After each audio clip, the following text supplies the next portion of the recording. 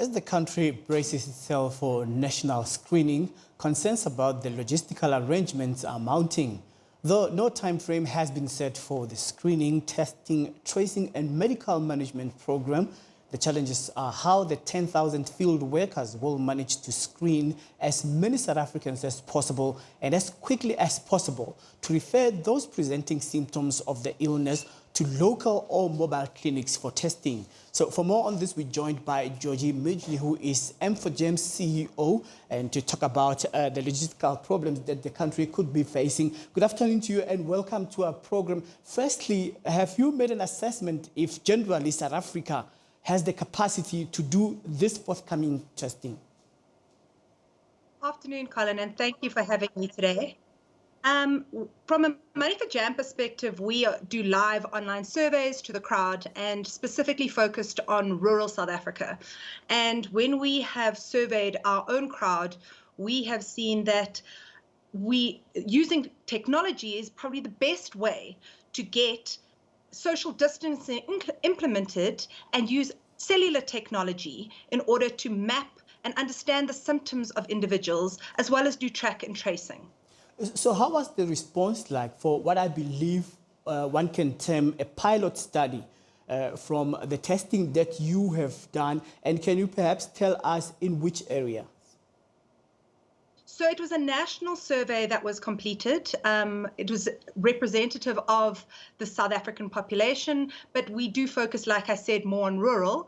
And the interesting things we found is that on average, people have about 6 people living with them under their roof during lockdown, with some houses we saw having as much as 25 to 32 people sharing an area. The other things that we saw, which fascinated me, is that 40% of the people within those households are considered high-risk individuals. They're either over the age of 65 or immunocompromised, got diabetes, or all the different things as listed by the Department of Health. So we can see that just in that small pilot, there are a large number of people that are at risk. And with so many people under a single household, if one person gets it, you can pretty much be assured that the rest will get it too. So how are you going to compile the analytics from information gathering in as far as the dispensation of the on-site screening, and how will that be communicated with what one can term the central database? So we've been in discussions with government as well as private sector on how we can use technology like ours, which is already built and ready to go and live, in order to support this crisis that has just arrived on our laps that no one ever foresaw happening.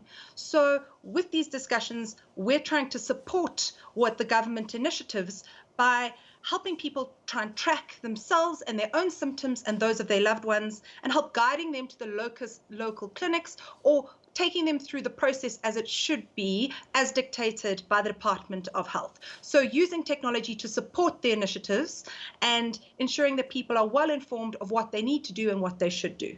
All right, so from the human side of things, in as far as anticipation of cooperation, some people would love to be tested, but there would be some resistance in as far as other people complaining that the screening method is uncomfortable to stick up any form of instrument that looks like an earbud up the nose, right up to the eye. It's something that they would not agree with. Did you get a sense that other members of the community from the pilot study were cooperating and willing to comply with that?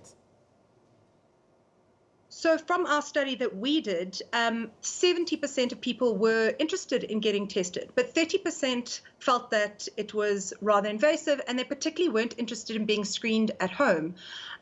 We did find a correlation that those that understood the virus quite well were not interested in having people screening them at home, whereas those who didn't understand the virus as well wanted home testing. We are still going to deep dive into why that correlation exists. But from what we've seen, the majority of people know what to do if they do get corona, but they're not too keen to be tested at home, but understand what they need to do if they are showing symptoms of the virus. So how's this screening like? Is it painful or uncomfortable as other people fear it to be like?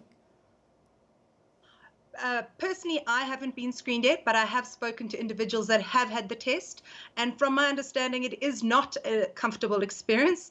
But that being said, if we need to be screened and tested, I think as a population, we need to do it.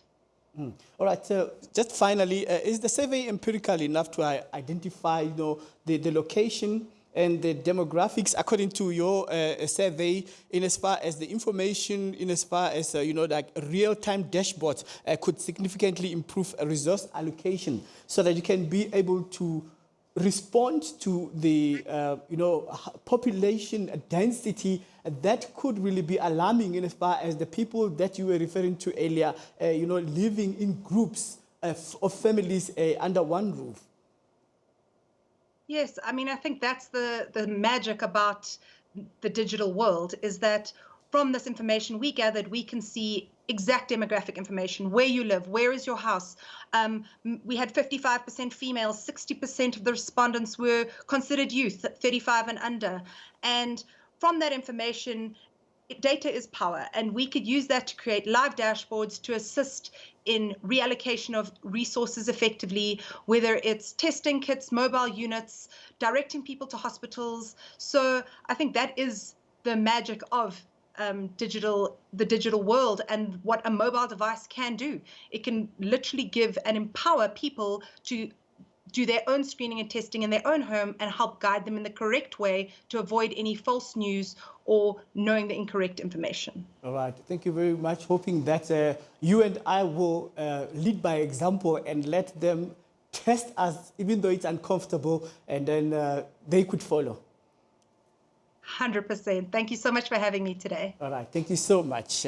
Of course, that's Georgie Midgley, who is M4GEM's CEO, talking about the logistical arrangements of the 10,000 personnel who is going to be sent nationwide to screen South Africans so that those who are showing the symptoms of COVID-19 could be treated at hospitals and so on.